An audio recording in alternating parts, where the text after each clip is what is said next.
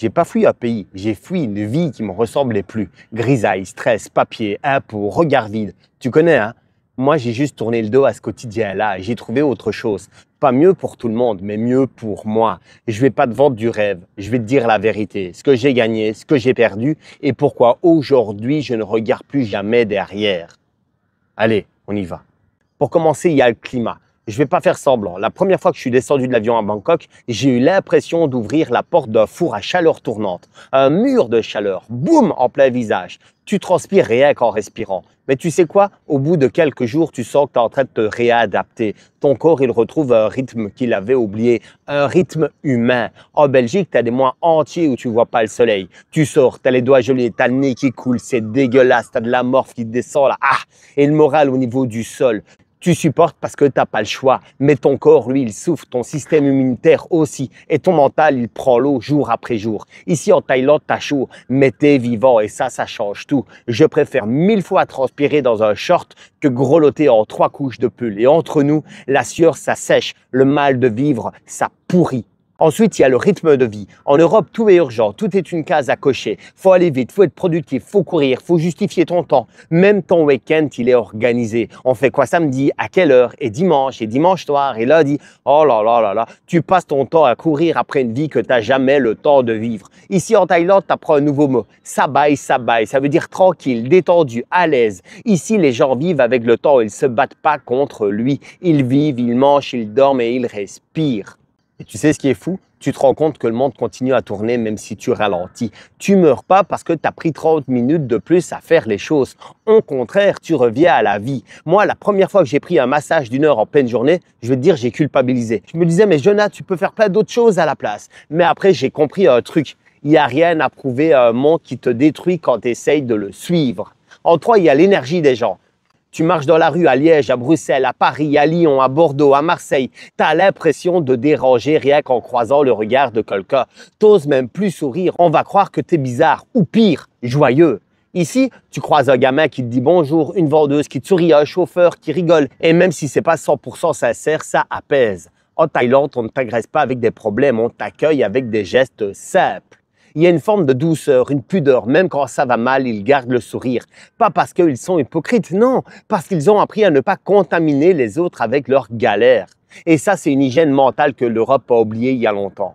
En 4, il y a la lumière. En Belgique, quand tu as 3 jours de soleil en avril, on appelle ça le printemps. Quand tu as 10 minutes de lumière en hiver, tu ouvres les rideaux comme s'il y avait une licorne qui passait dans la rue. Ici, c'est l'inverse. Tu te lèves et le ciel est déjà en train de t'offrir quelque chose. Les couleurs, c'est pas que pour les cartes postales. Le matin, tu as ce bleu pur qui t'ancre. Le soir, tu as ce rose, ce doré, ce feu qui t'apaise. Regarde ce que je te montre à l'écran. Zéro filtre. J'ai pris moi-même ces images à Pattaya.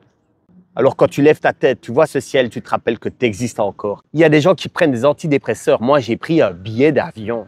En 5, il y a la météo émotionnelle. En Europe, le climat te rentre dans le crâne, littéralement. Et à force, tu te dis à toi-même un peu gris. Eh bien, le climat, c'est pas qu'une question de température, c'est un état d'âme. Ici, même quand tu as des galères, il y a de la lumière quelque part, une odeur de barbecue dans la rue, une nana qui vend des fruits coupés, un mec qui sourit avec ses 3 dents en or, un moine qui traverse la rue à pieds nus. Et ça te ramène à l'essentiel, à la vie. La météo ne change pas ta vie, mais elle peut changer ton humeur assez longtemps pour que ta vie, elle reprenne un sens.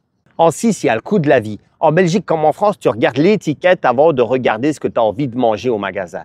Tu comptes, tu ajustes, tu sacrifies. Un resto à 2, c'est 60 €. Un apéro, c'est 25 €. Tu vis une vie normale, faut un salaire de ministre. Ici, tu manges pour 2 €. Un plat chaud, du riz, des légumes, un peu de viande, un sourire. Tu bois une boisson fraîche au bord de la route pour 40 centimes et tu as l'impression que le monde s'est arrêté 2 minutes. Le bonheur ici coûte moins cher parce qu'il n'est pas emballé dans du marketing. Tu vis plus avec moi et tu as l'impression d'être enfin sorti du piège de travailler pour survivre. Le point 7, c'est l'immobilier. En Belgique, tu mets 250 000 € dans une maison mitoyenne avec des murs humides, un jardin de 5 mètres carrés et des voisins qui râlent. Tu as 25 ans de crédit, tu te dis que tu investis, mais en vrai, tu n'achètes pas un rêve, tu achètes une prison avec de jolies fenêtres. Ici, tu peux louer un appartement avec piscine, salle de sport, vue sur mer pour même pas 300 € par mois. Tu peux acheter un petit havre de paix pour le prix d'une voiture d'occasion chez toi. Et surtout, tu as le choix. Tu n'as pas besoin de t'endetter à vie pour respirer. Et ça, c'est une libération mentale immense. Tu n'as plus l'impression de te battre contre le système, tu as l'impression de vivre hors du système. En 8, il y a la pression financière. Là-bas, en Europe, tu n'es jamais tranquille. Il y a toujours un truc à payer. Un rappel de NSS, un contrôle fiscal, une amende, une facture, une régularisation. Et derrière chaque lettre, tu as ce sentiment d'étouffer, même quand tu fais tout bien.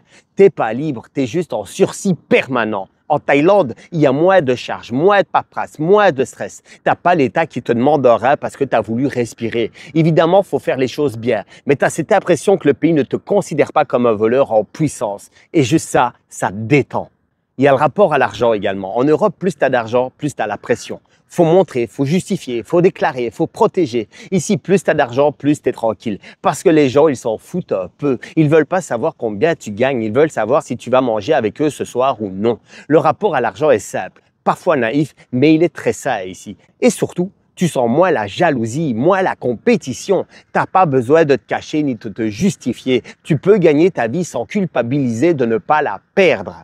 Il y a également les opportunités digitales. En Belgique ou en France, si tu dis que tu fais du e-commerce, on te regarde comme si tu vendais des organes. Tu bosses sur ton ordi au café, on pense que tu es au chômage. Tu gagnes ta vie sans horaire fixe, tu es un fumiste. Le salariat là-bas, c'est sacré. La liberté, c'est suspect. Ici, tu n'es pas le seul. Tu croises des gens du monde entier qui vivent sur leur laptop, freelance, crypto, agence, formation, e-commerce. C'est pas marginal, c'est normal et surtout, tu te sens entouré. Tu ne te sens pas bizarre de construire une vie en dehors du cadre. Tu te sens chez toi dans la normalité et ça, c'est énorme. Il y a également la sécurité physique. En Belgique comme en France, tu hésites à traverser un parc après 21 heures. Et dans certains quartiers, tu hésites même à le traverser à 14 heures. Tu as toujours un petit stress, une main sur la poche, un œil derrière toi. Tu n'es pas parano, tu es juste devenu réaliste. En Thaïlande, je me suis surpris à marcher seul à 3 heures du matin sans y penser.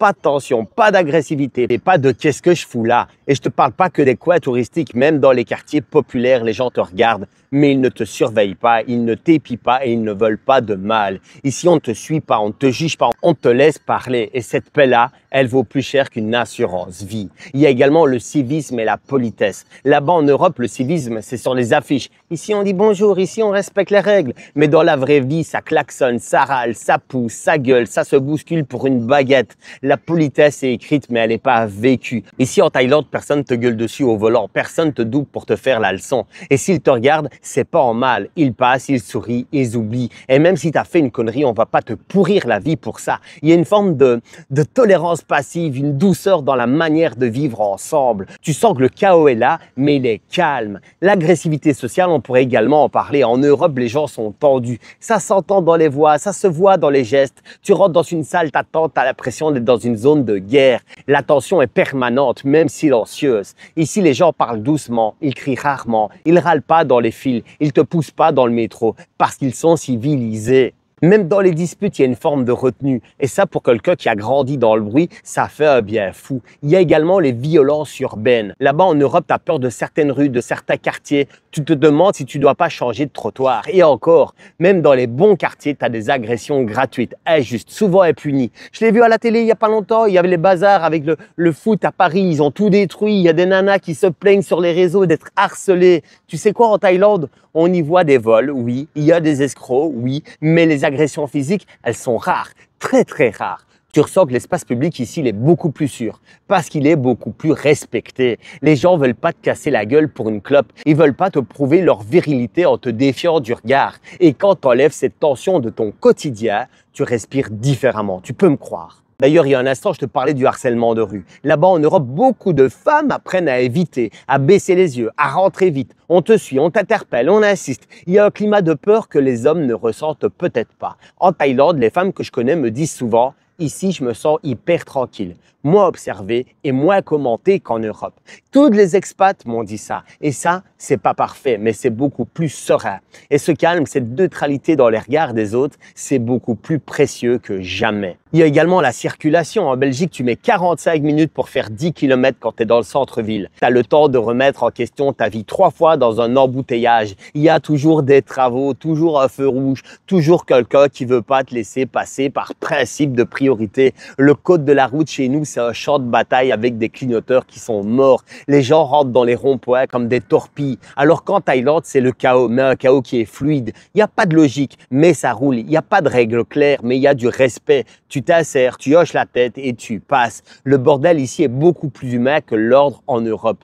Et au final, tu arrives à destination avec moins de stress que dans une file bien organisée en Belgique ou en France. Ça me fait penser au transport en commun. Tu vas aller d'un point A à un point B, en Europe, c'est un ticket, une attente, un retard, une grève, un mécontentement, une inspection surprise. Ici en Thaïlande, un mototaxi, un Songtao, un tuk-tuk, un scooter, tu as 10 options et toutes sont accessibles. Tu n'attends pas 30 minutes pour bouger de 5 rues. Tu bouges quand tu veux, au moment que tu veux et ça ne coûte vraiment pas cher. Et surtout, tu n'as pas cette impression d'être un pion dans un système qui est fatigué.